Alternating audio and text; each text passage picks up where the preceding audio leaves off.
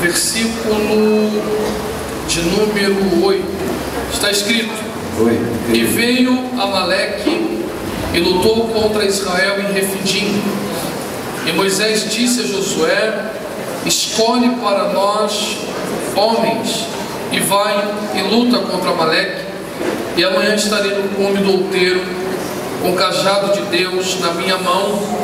Então Josué fez como Moisés lhe dissera, e lutou contra Amaleque. E Moisés e Arão e Hur subiram ao cume do outeiro. E aconteceu que quando Moisés levantava a sua mão, Israel prevalecia, e quando ele baixava a mão, Amaleque prevalecia. Mas as mãos de Moisés estavam pesadas, e tomaram a pedra e a colocaram debaixo dele, e assentou-se nela. E Arão e Hur apoiaram suas mãos, um de um lado e o outro de outro lado, e as suas mãos ficaram firmes até que o sol se pôs. E Josué derrotou Amaleque e ao seu povo a fez de espada. E o Senhor disse a Moisés: escreve isto por memorial em um livro, e repita-o aos ouvidos de Josué, porquanto eu eliminarei totalmente a memória de Amaleque de debaixo do céu. E Moisés construiu um altar e chamou seu nome Jeová Nissi, porque disse: porque o Senhor jurou que o Senhor fará guerra contra Amaleque de geração em geração. Se você puder e quiser, diga amém. Amém. Quando nós falamos de saída do Egito, principalmente numa visão veterotestamentária, nós trabalhamos usando o Antigo Testamento como tipo, como sombra. Pastor Carlos, o que seria isso? Nós identificamos características do Antigo Testamento que vão ser esclarecidas no Novo Testamento. Alguns preferem chamar isto de visão progressiva, ou seja, conforme os textos vão avançando, a história vai progredindo, algumas coisas que estavam obscuras vão tornando-se mais claras para nós. Principalmente a associação que nós, Igreja de Cristo, fazemos com a festa da Páscoa.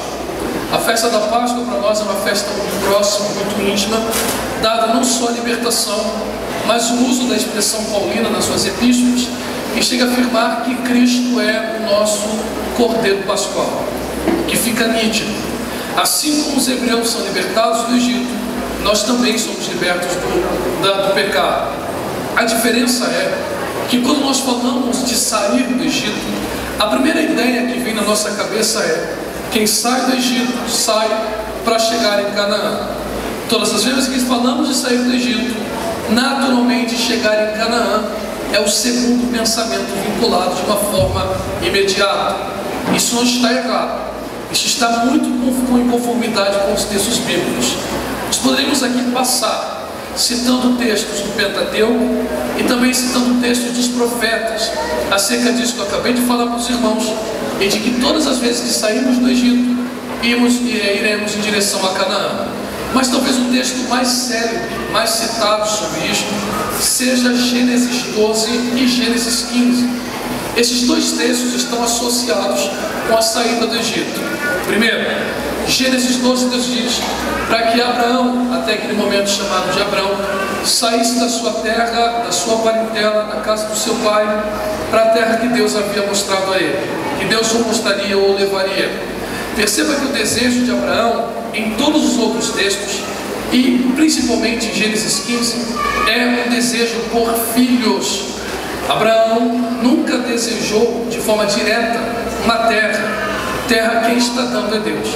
Talvez daí a nossa associação de terra prometida, uma terra que de fato está envolta com propósitos. Gênesis 15 é a mesma ideia. Se Gênesis 12 Deus está fazendo uma proposta para Abraão, uma promessa para Abraão, em Gênesis 15 essa promessa será redirecionada não só ao velho patriarca, mas também à sua posteridade.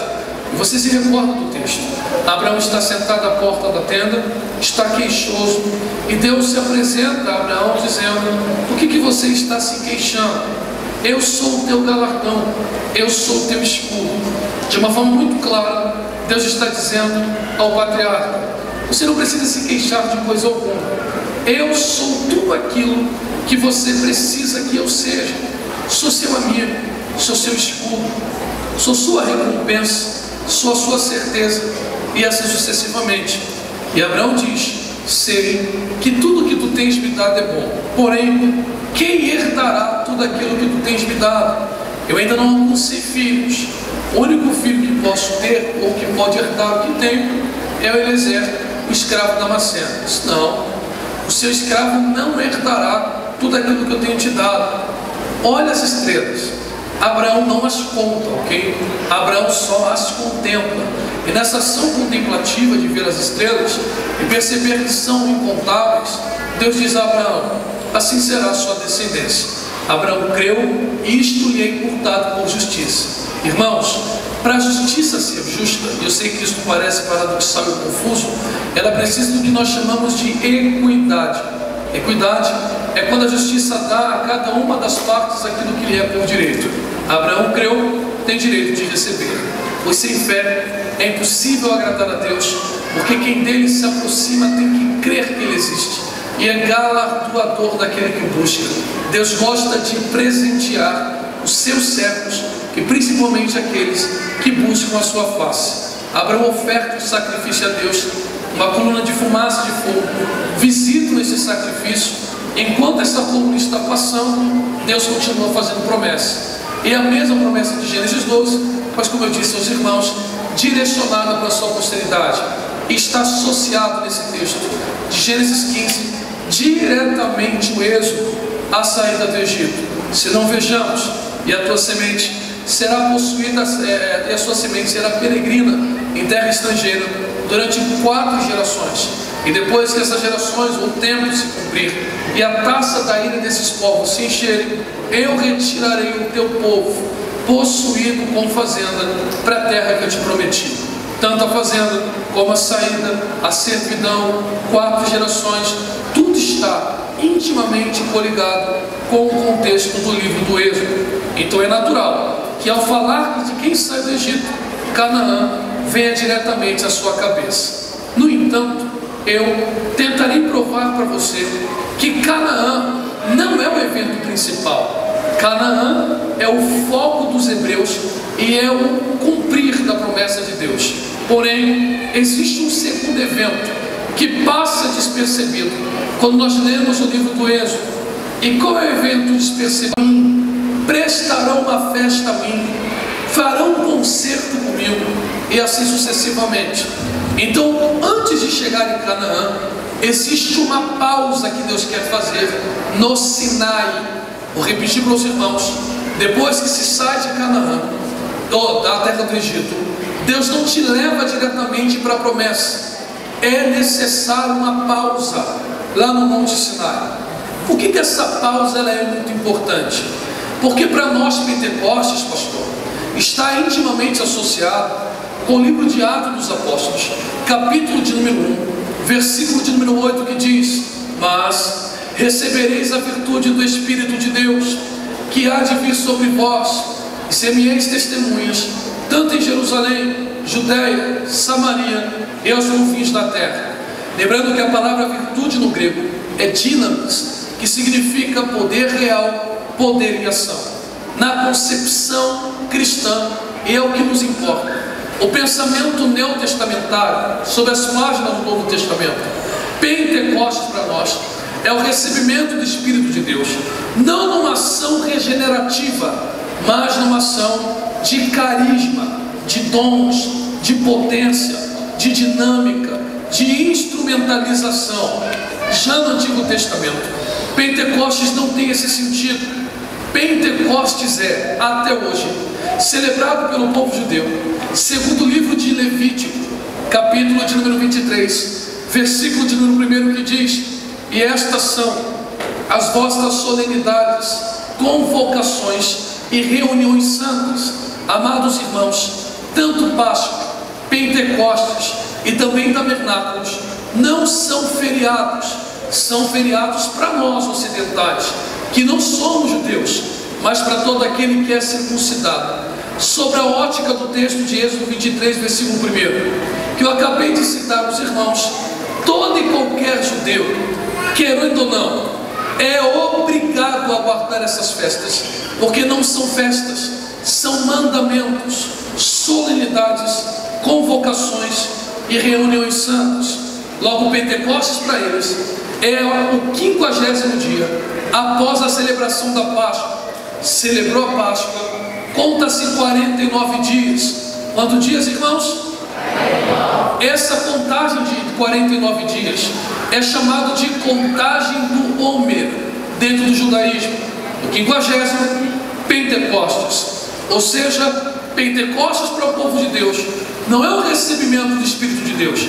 E como eu estou pregando no Antigo Testamento, eu preciso explicar para vocês o contexto. A celebração de Pentecostes, chegar no Sinai, Êxodo 3, versículo 18, é o recebimento do mandamento de Deus.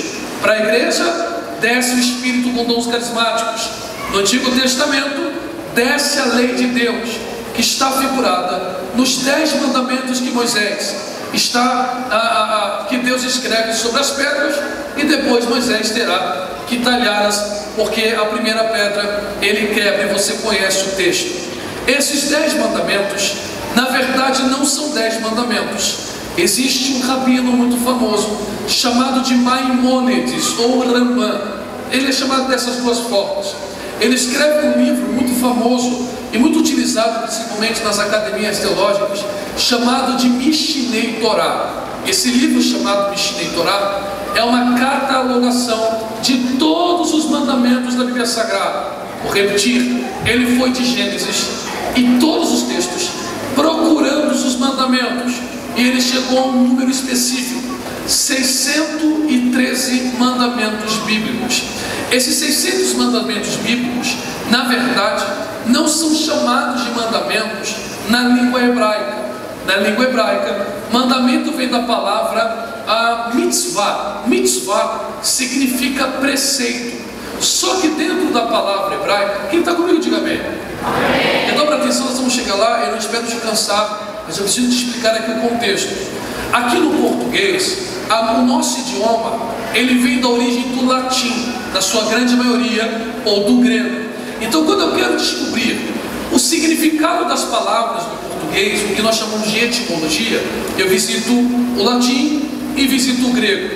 E hoje em dia aí, a garotada está usando muito expressões americanas, mas que são mais gírias, não são palavras de fato que estão dentro do nosso vocabulário português. O português é latinizado, só que o hebraico não. O hebraico é um idioma que nasce dentro do próprio idioma. Então, próprias palavras hebraicas serão radicais para as outras palavras. Eu vou te explicar. Da palavra mitzvah vem a palavra tsavá, que significa aproximar e etc. Ou comando. Então, mitzvah, preceito, tsavá, comando, que vem do aramaico zavita, que significa conectar. Pastor, não estou entendendo. Eu vou te explicar. Na mentalidade do judeu, até os dias de hoje, quando você cumpre o mandamento que Deus ordena, que está ligado a Pentecostes, você não está só, de forma obrigatória, cumprindo a vontade divina. Atrás desse cumprimento existe uma conexão.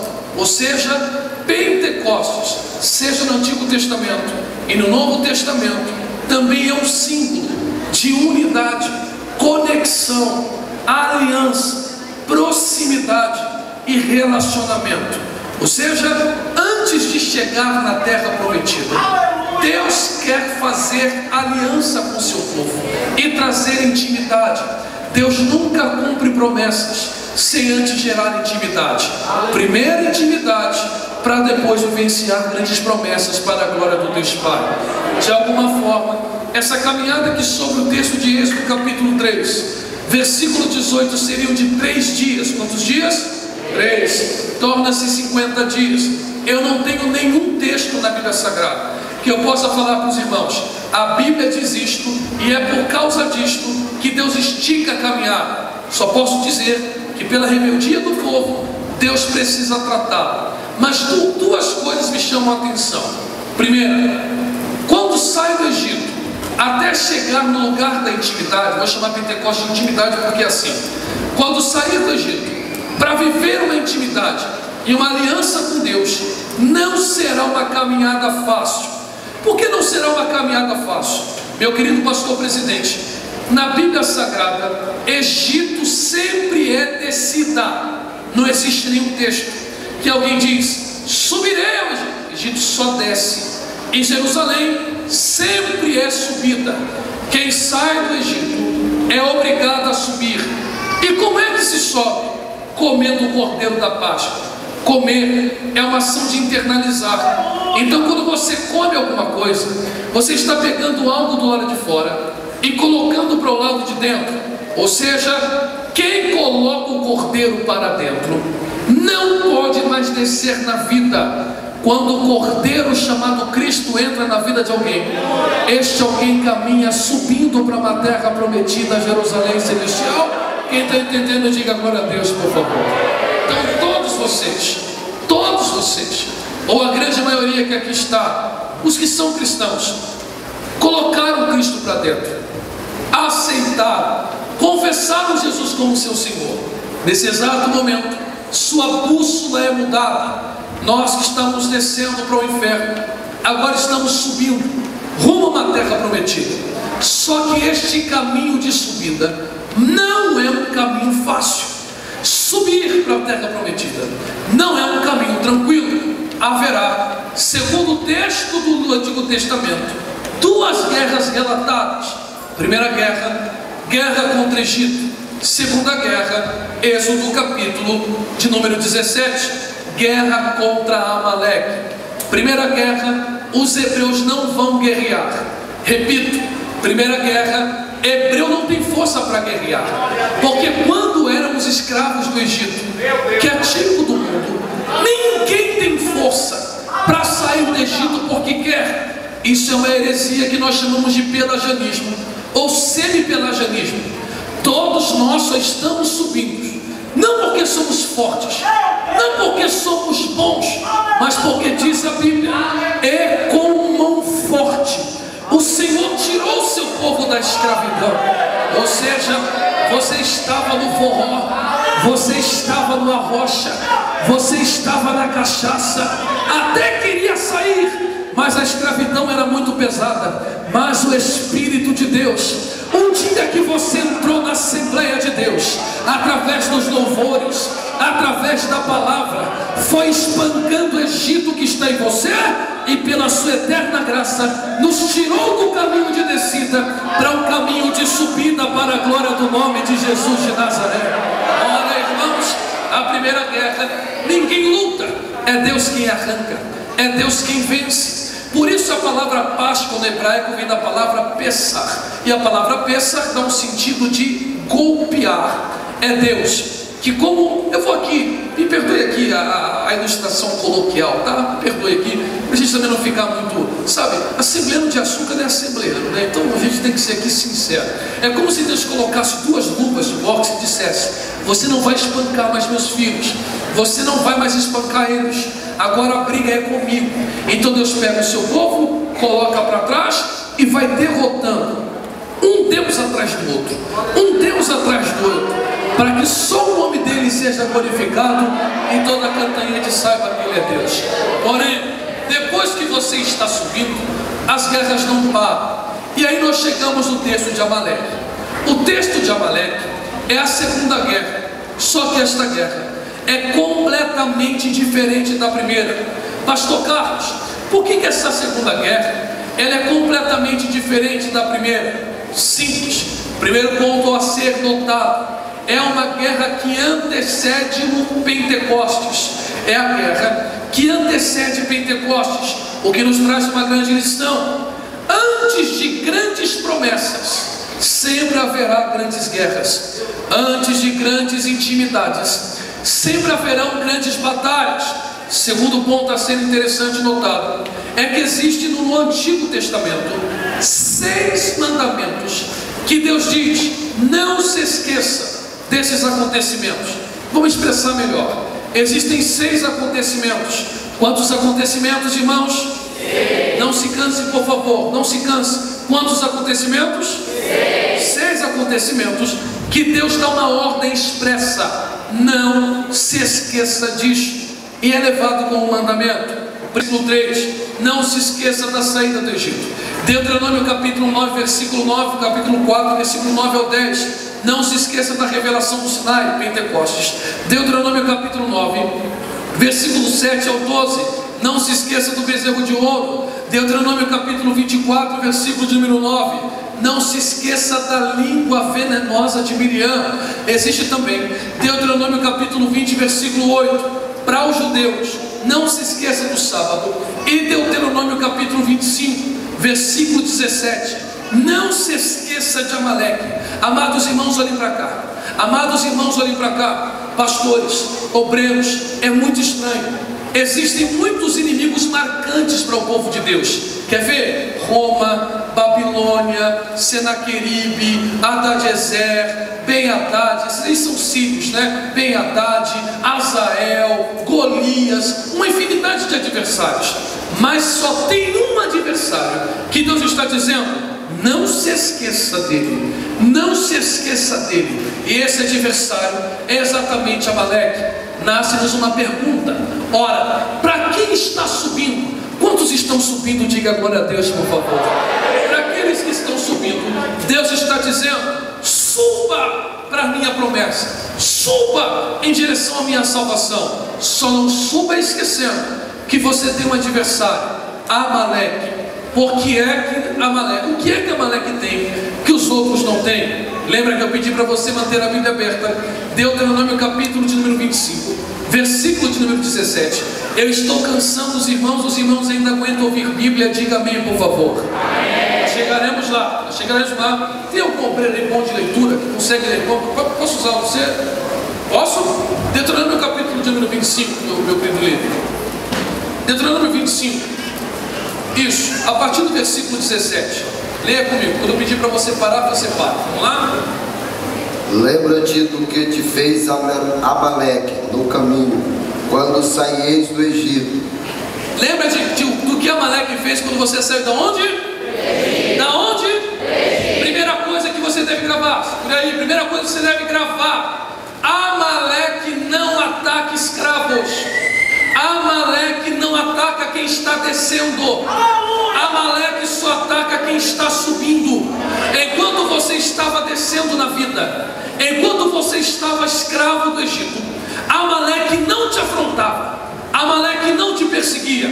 Mas quando você colocou o cordeiro para dentro e você começou a subir em direção a Pentecostes, em direção à intimidade, em direção à aliança, Amaleque resolveu atacar. Continue a leitura para nós. Como te saiu ao encontro no caminho e te derrubou na retaguarda todos os fracos que iam após ti. Segura. Quando te saiu aonde? Após ti. Quando te saiu após ti. Segunda coisa que você precisa notar: ninguém provocou Amaleque. Irmãos, olhem para mim, por favor. Amaleque não precisa ser provocado. Quando o nosso irmão aqui está lendo, nosso querido líder, nosso diabo, e ele leu aqui claramente: lembra-te do que Amaleque te fez. Quando você saiu, algumas traduções dizem: ele te foi ao encontro. Ninguém queria briga com Amaleque. Amados obreiros, ninguém quer briga com Amaleque. O povo de Deus só quer subir.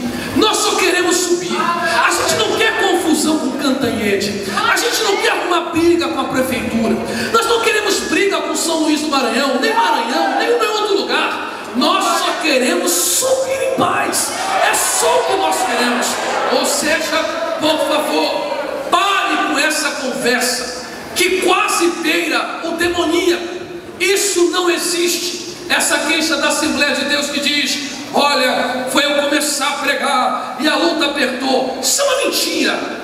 Luta não vem só para quem prega. Luta não vem só para quem canta. Deixa de ser louco. A luta vem para quem sobe. Está subindo? Se prepare, que Amaleque te sairá ao encontro. Continue. E não temeu, estando tu cansado e afadigado, e não temeu a Deus. Será, pois, que quando o Senhor teu Deus tiver dado repouso de todos os teus inimigos em redor, na terra que o Senhor teu Deus te dará por herança, para possuí-la, então apagarás a memória de Amaleque debaixo do céu. Não te esqueças. Muito obrigado. Olha para mim, quem ainda está, meu filho, diga amém, por favor. Existem terceira característica. Terceira, Amaleque não te ataca pela frente, Amaleque te ataca na retaguarda. Então Amaleque fica te assistindo subir e fica só na estratégia. Como é que eu vou parar essa mocidade? Essa mocidade, se subir um pouco mais, vai ficar muito íntima. Eu não posso deixar com que a mocidade de Cantanhede viva Pentecostes. Eu não posso deixar com que estes jovens da Assembleia de Deus de Cantanhede cheguem no lugar da intimidade. Como é que eu faço então? Vou pegar eles pelas costas. Por que pelas costas? Como o nosso querido obreiro leu, quando você está cansado, é fadigado, meu Deus, Amaleque não te ataca forte. Amaleque não te ataca quando você está orando. Ele fica esperando, dizendo: uma hora eles cansam, uma hora eles fadigam, porque o caminho de subida cansa. O caminho de subida é doloroso. O caminho de subida vai causando fadiga. E quando você vai fraquejando, pertinho da promessa, pertinho de Pentecostes, Amaleque diz: agora sim, eu vou atacar vocês. Aí Deus diz uma coisa muito confusa. No capítulo 17 ele diz: não se esqueça de Amaleque. Sim ou não? Sim. Mas no capítulo 25 ele diz: risque Amaleque da memória. O que os judeus fazem até hoje, meu querido pastor presidente?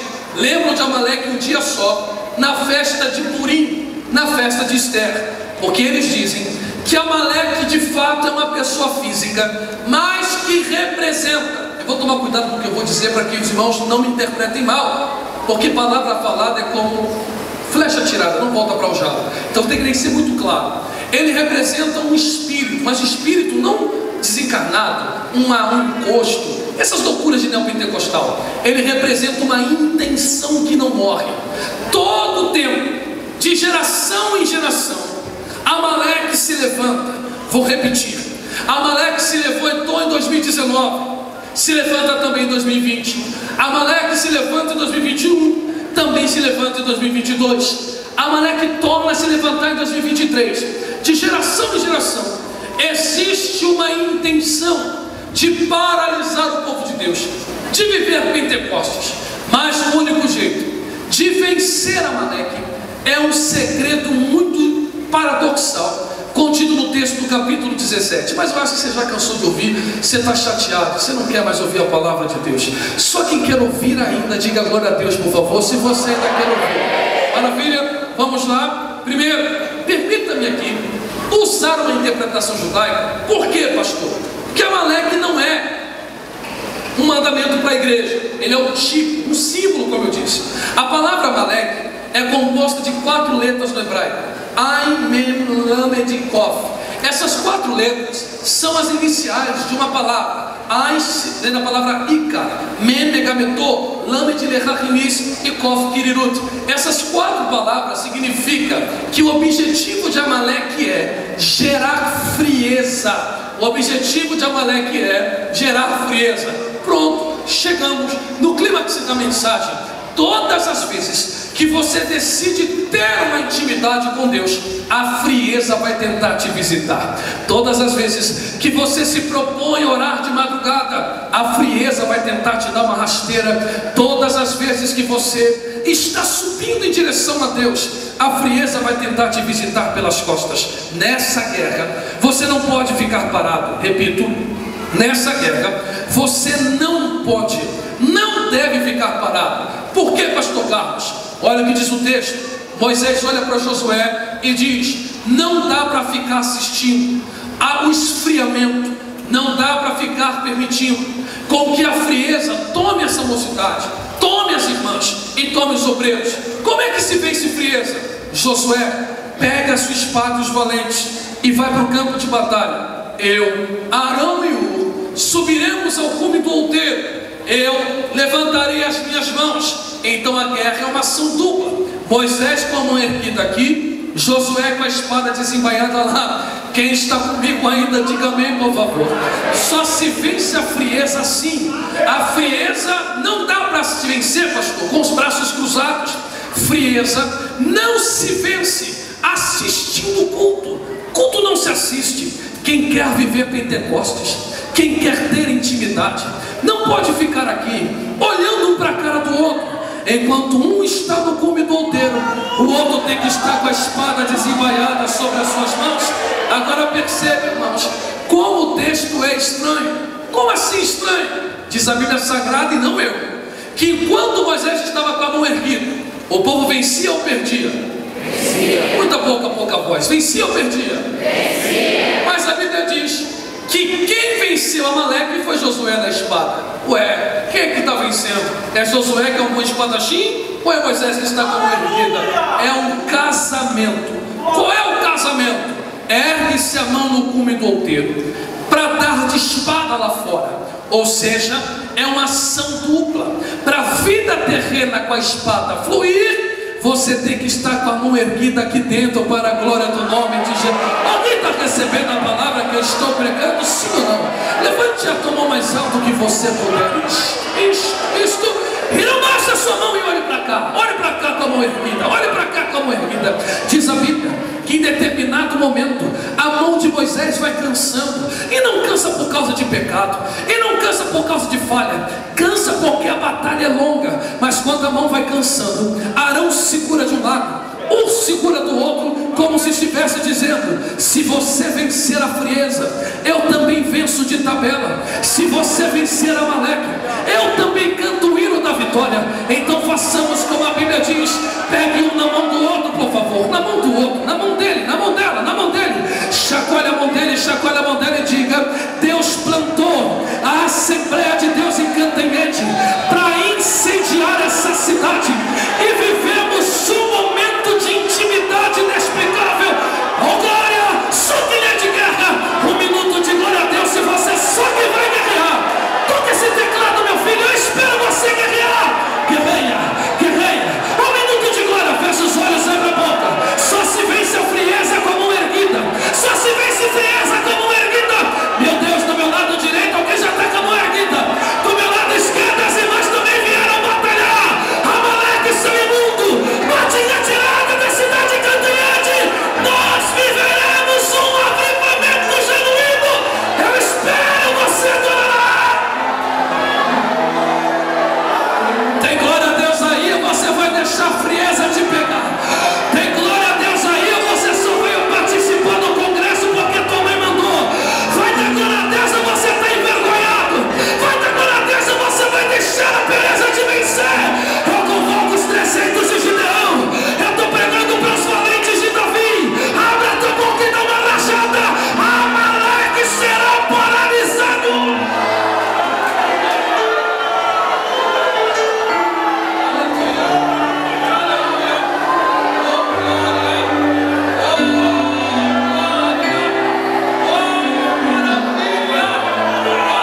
Bendito seja o nome.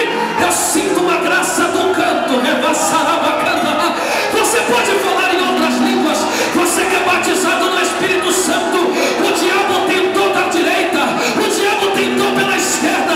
Amaleque até tentou paralisar esse congresso. Ele tentou botar escada, ele tentou botar bagunça. Mas eis que o povo forte, revestido de poder, que não teme nem a morte, que a ele pertencer. Cadê os guerreiros de Cristo que estão com as mãos erguidas?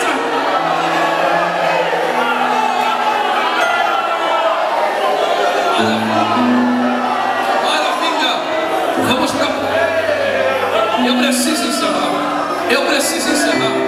Eu preciso encerrar. Segura só um minutinho aí para mim. Não sai daí. Segura só um minutinho que eu preciso encerrar. Quem quer ouvir o final, diga glória a Deus, por favor. É um padrão. É um padrão. Nós poderíamos ficar aqui meses e eu te mostrando, texto atrás de texto, que esse espírito de frieza, irmão, a palavra espírito é uma palavra polissêmica.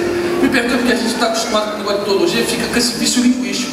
E é errado, é errado. A minha função como pastor é ser teólogo. A teologia não gera fé, mas ela explica a fé. E a minha função enquanto teólogo é simplificar o complicado. Então eu vou explicar aqui. Essa intenção de gerar frieza, ela é um padrão. E eu vou citar um sobre a ótica do Novo Testamento. Nós podemos aqui ficar um atrás do outro. Eu vou citar só um aqui para você prestar atenção. Mateus capítulo de número 4. E Jesus é conduzido para o deserto pelo Espírito de Deus para ser provado E depois de 40 dias e 40 noites jejuando, teve o que, irmãos?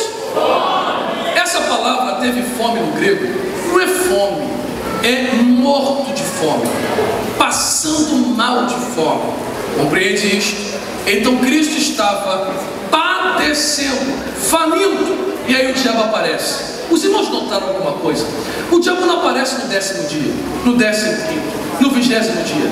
Ele só aparece quando a necessidade surge. É enquanto não tem necessidade. Meu Deus! Ele é oportunista. Obrigado, pastor. Frase perfeita. Ele é oportunista. Ele não aparece quando tudo está bem, senão ele não consegue provocar a tentação. Provocar. Então ele só aparece quando há necessidade. Quando ele percebe que Cristo está. Entenda a expressão, porque ele é 100% Deus, 100%. Isso foi resolvido nos concílios. Como o homem chorou, teve sede, fome e etc. Como Deus nunca pecou, ungido, plenamente santo, atributo poderoso e etc. Mas fisicamente, por favor, não espiritualmente. Quando a gente está com muita fome, dá fraqueza ou não dá, irmão? É nesse sentido. Então Cristo está ali no momento de cansaço, como diz o texto, no momento de fragilidade. O que o diabo faz? Ele aparece e diz: ué, e olha como é que ele faz para gerar frieza. E aqui encerra. Você, irmão, não leia a Bíblia correndo. Você precisa nem falar grego, é só você perceber o detalhe. Olha a proposta dele: se tu és filho de Deus, se tu és, é uma condicional. Por que condicional? Eu vou trocar por miúdos. O diabo está dizendo assim para Cristo: ué, filho de Deus fica com porta de emprego fechada? Ele não tem a chave que abre porta? Ué, filho de Deus fica com câncer? Ele não é o Jeová Rafa que cura de enfermidade? Ué, tu não é filho de Deus? Por que todo mundo está bem e você está mal? Ué, tu não é filho de Deus? Então ele coloca a identidade em xeque para caducar quem você é. Então o que ele faz? Só consegue confundir quem você é quando você está no momento de fragilidade. Aí Cristo dá a senha. Qual é a senha? Está atrás de mim, diabo. Quem disse que só de pão viverá o homem, mas de toda palavra que sai da boca de Deus viverá? Para encurtar, você conhece o texto de cor e salteado. Agora preste atenção nisso. Depois do ataque de Amaleque, eles chegam no Sinai. Eles chegam aonde? Chegam aonde? E o Sinai muda a vida dos hebreus. Não é Canaã. Eu vou provar na Bíblia. Canaã é boa, mas se não viver Pentecostes, Canaã não faz sentido. Quer ver? Deuteronômio capítulo 8. Se vocês ouvir, guardar e praticar os mandamentos, Pentecostes, vocês viverão. Deuteronômio, se não me engano, capítulo 20, das suas vezes e maldições, não é isso? 20, 21, não é isso? 20, ele diz: olha, se você ouvir, praticar e guardar, a bênção acompanha. Deus não pode mentir. Deuteronômio capítulo 8, versículo 7, 8 e 9. No versículo 9, para a gente estudar, ele diz: quando você chegar em Canaã, ninguém tem fome. Juízes capítulo de número 6. Já estão em Canaã e estão passando fome. Como é que Deus diz que quem pisa em Canaã não tem fome? E Juízes 6, a história de Deus, estão passando fome. Não é Deus que muda a sua promessa, é o povo que não respeita Pentecostes. Está entendendo? E Israel voltou a praticar aquilo que parecia mal aos olhos do Senhor. Quebrou a aliança, você pode morar no melhor bairro de Cantanhede. Quebrou a aliança, você pode morar no melhor bairro, na melhor casa de Maranhão inteiro. Se Deus não estiver com vigia, se Deus não guardar a cidade, em vão vigia o sentinela, porque sem Deus nada podeis fazer. Ou seja, atrás de todo ataque tem sempre uma grande vitória. Depois que Cristo é atacado pelo diabo e vence, obviamente, o diabo, diz a Bíblia que os anjos descem no deserto e preparam uma mesa. Já era para você ter dado glória, mas é você mais claro. Não é que você não entendeu, sou eu que estou pregando mal, porque pregar é fixar bem. Então eu vou explicar melhor. O mesmo Espírito que conduziu para o deserto deveria ser, em tese, o mesmo Espírito que retiraria. Mas o Espírito está dizendo para Jesus: para eu te dar vitória, eu nem preciso te arrancar do deserto. Venceu a frieza, tem mesa preparada. Palma da mão voltada para cima, que eu vou concluir agora. Palma da mão voltada para cima, Senhor, para receber, para receber, para receber, para receber. Você acha que quando você levanta a mão aqui, você está levantando à toa? Você acha mesmo que quando você está aqui clamando, clamando, buscando, mão erguida para o céu e a espada na outra. Isso aqui é perda de tempo. Enquanto você está aqui, desde as 19 horas, com as mãos erguidas e com a espada desembainhada, Deus me trouxe do Rio de Janeiro para te dizer, sem medo de errar: prepare o culto de ação de graça, porque tem mesa preparada no deserto para você. Só quem quer esta mesa, fica de pé comigo, glorificando a Jesus. Se você me ajude a pregar, me ajude a pregar, me ajude a pregar. Bata na mão de 3 crentes e diga para ele: tem mesa preparada no deserto para quem não baixa a mão. Tem mesa preparada no deserto para quem não para de adorar. Tem mesa preparada no deserto para quem vive Pentecostes. Tem mesa preparada no deserto para quem tem intimidade. Tem mesa preparada no deserto para quem vence o diabo. Tem mesa preparada no deserto para quem está escapando com a espada do Espírito de Deus. Tem mesa, tem mesa, tem mesa, tem mesa, tem mesa, tem mesa, tem mesa, tem mesa. Oh glória, oh glória, oh glória, oh glória. Um é Arão, outro é outro é Moisés. É só pela fé, é só pela fé que eu não acredito em passe de mágica, mas eu acredito no nome de Jesus. De 3 em 3 aí, agarra alguém aí, em nome de Jesus, que a gente vai orar agora. De 3 em 3, de 2 em 2. Só não deixa ninguém de fora. Pode até colocar um quarto aí no meio. Pode colocar um quarto no meio. É assim que a mocidade cantanhede vai crescer. É com a mão erguida e com a espada desembainhada. É com a mão erguida e com a espada. Eu estou sentindo a presença do Espírito Santo. Está sentindo também aí? Oh glória! Está sentindo